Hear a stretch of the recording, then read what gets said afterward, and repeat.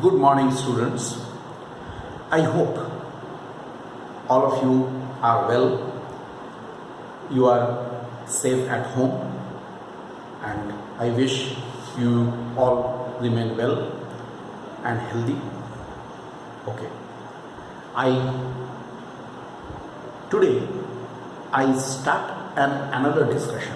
Actually, till now we have done the motion in a straight line, or we were doing the motion in a straight line, rather it is going on, and I have told you regarding position, time, graph and all. I have derived the equations of motion also by the graphical method and all. But mind this, in our class 11 syllabus we have to discuss, we have to do these things with the help of the calculus, right? Calculus is actually a very important topic of mathematics, calculus.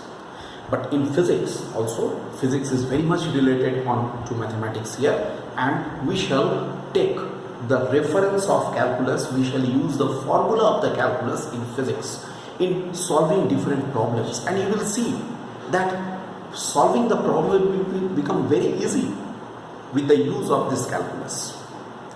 So let us, since this calculus is very much new for you, let us today start this calculus. I am doing it here. First I tell you, calculus is an important topic of mathematics, and it has two parts. One is the differential calculus and another is the integral calculus. In one we shall discuss about the differentiations and all, and in other we shall discuss about the integration. So one is the differential calculus, another is the integral calculus. Clear? So today, since I am doing it from the grassroots level so that you can understand, and as far as where you will get these materials, obviously books are also important. You have to get the books. Look, generally in all the reference books, side books, other than NCERT, in NCERT it is not given, but in any of the side book you will see that in the first part of our class 11, first part of the book, you will see mathematical tools are there. So those things are given. But if you will be attentive in my class, I hope you will understand. I am trying to make you understand these things from the grassroots level, just from the grassroots level. Let us start this discussion of the differential calculus. In discussing the differential calculus, I want to discuss three things. First, constant. Second, variable. Third, it is the limits. Alright. First of all, constants. Generally, constant quantities are those whose value remains the same during a mathematical operation. You can write on those these things. Constant quantities are those whose value remains the same during a mathematical operation. Secondly, variable. Just on the other hand, variables are those whose value, alright, whose value is, or it remains, it goes on changing during a mathematical operation. Obviously, if we link these two, constant and variable, then we shall get a term that is called function. Function means what? Function means if one quantity is depending upon other quantity, then we can say that one quantity is the function of the other quantity. Like y is equal to fx. Look, this is the symbol. It is called y is the function of x. Y is equal to fx means y is the function of x. Followed? Y is equal to fx means y is the function of x. In other words, you can say here x and y both are the variables, but the difference is this: x is the independent variable Okay, and y is the dependent variable. The difference is this.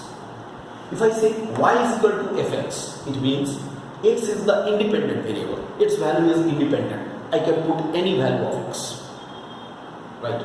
But y is depending upon the value of x. Y is called the dependent variable. Like the equation y is equal to x square plus x plus 2. I've just randomly written the equation.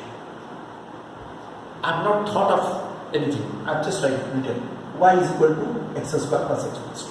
Fine. What will happen? Obviously, as the value of x will be changing, y will be changing. Obviously, x will be independent variable. You may ask other way around also. You will say, why? Can we not put the value of y? Can we treat y as the independent variable or not? In that, the mathematical things will become very cumbersome. If you put the value of y and accordingly you will find out the value of x, you just think of it, simple mathematics, the method will become very cumbersome. So normally what happens? This way. Whenever y is equal to x square plus x plus 2 means y is the function of x. As the value of x will be changing, y will also be changing. Alright? This is about the constant variable and functions. Right?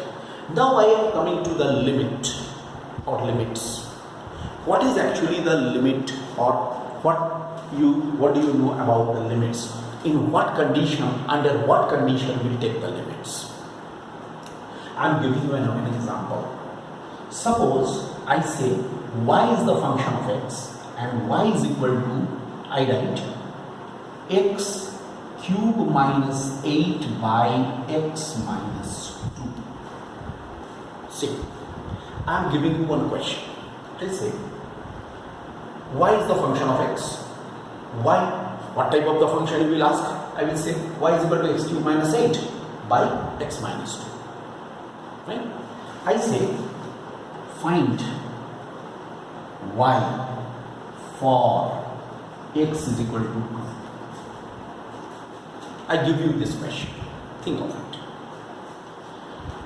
Alright? I have given you this question. I told you, okay, this is the function, this is the expression, find the value of y when x is equal to 2. You will definitely say, okay, y is equal to 2 cube minus 8 by 2 minus 2. It means 0 by 0. But what is 0 by 0? What is 0 by 0? 0 by 0 is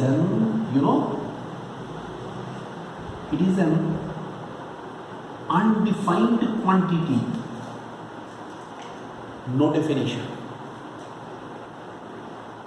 There may be a quantity 0, there may be a quantity infinity, but 0 by 0 is nothing. It is simply an undefined quantity. Now, mathematically, I want to make it a bit meaningful. I want to get a well-defined value of y. Understood? What I do? I write it like this. Y is equal to, I write LIM, stands for limit, x cube minus 8 by x minus 2. I write here, this is the way to write. X tends to 2, this arrow shows tends to. I write this expression. Look at this expression.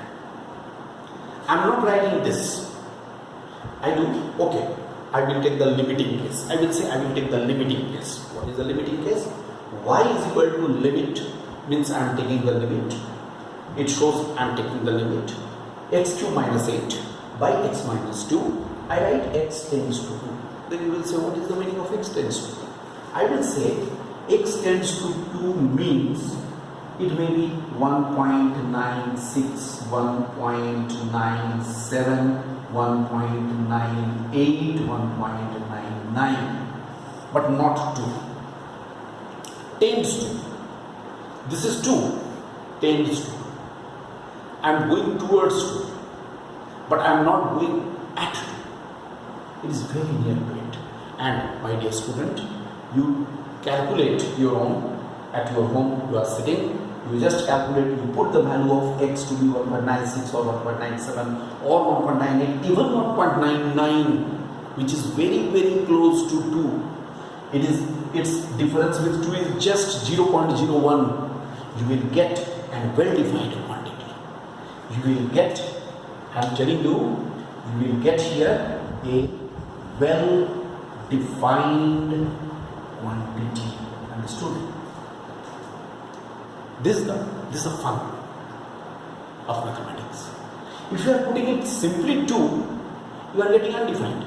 But if you are getting it slightly change the value, the difference is very very small, 0.01 even, then also you will get a well-defined quantity. You can calculate, you can see, you can tell me.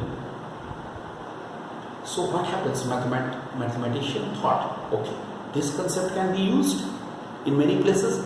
Simultaneously, physicists also thought that it can be used in physics also.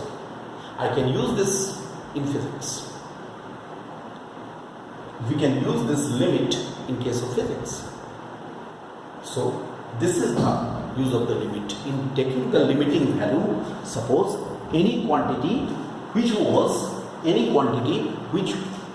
value was, if I was putting something, it was giving undefined, I am putting it tends to that, it is very very near to that value, I am getting very well defined quantity. This is the use of it. We shall use this limit. I hope you have understood what is the meaning of limit.